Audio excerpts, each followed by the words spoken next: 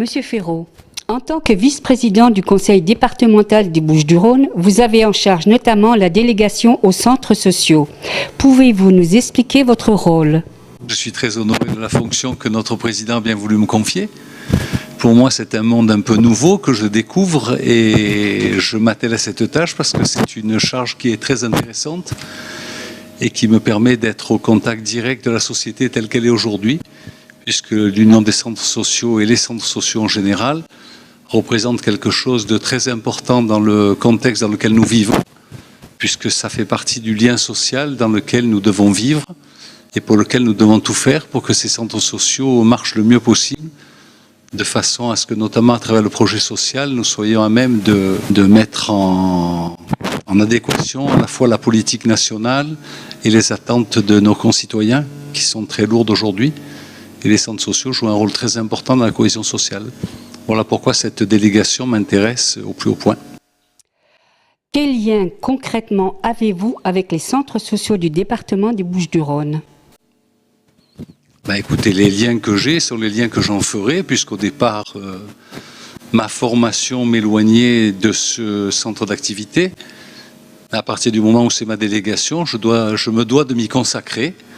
Et donc c'est grâce à ce petit fascicule que l'on m'a remis récemment, puisque c'est le dernier exemplaire 2015, que je découvre à la fois l'immensité de ma tâche et l'immensité de l'attente des centres sociaux pour justement réaliser ce que l'on doit faire au service de nos concitoyens.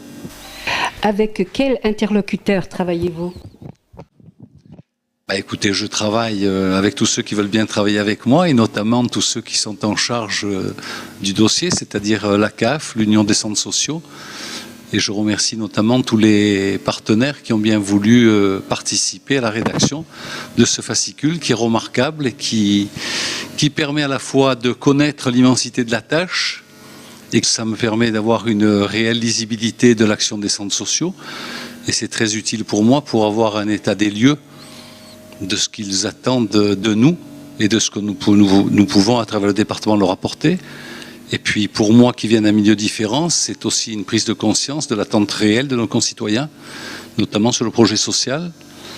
Et puis l'impact de ce fascicule qui est remarquable me permet d'être à la base des décisions politiques et publiques que l'on peut avoir.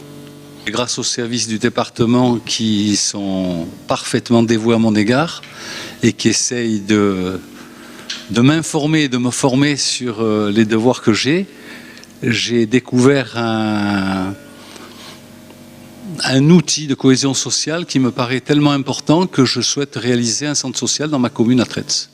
Donc c'est vous dire que j'apprécie pleinement toute l'action et toutes les actions qui sont menées à travers le département pour défendre ces centres sociaux. Est-ce que vous avez encore un petit mot à dire à tous ces centres sociaux pour les encourager ? J'aurais pas un petit mot, j'aurais surtout beaucoup de louanges à leur faire et de leur dire de continuer de la sorte, parce que la cohésion sociale, ça ne se décrète pas, c'est quelque chose qui se gagne, comme la confiance, c'est un partenariat que l'on doit mettre en action avec les services du département dans un contexte difficile, puisqu'aujourd'hui on nous demande de revoir les budgets à la baisse avec moins 20% sur tous les budgets. Le social est quelque chose d'indispensable, donc c'est délicat de réaliser 20% d'économies sur le social, mais on s'y attelle de façon à résoudre l'équation impossible qui consiste à mettre en harmonie les vœux du département du côté financier, mais aussi sur le plan social qu'il est hors de question d'abandonner.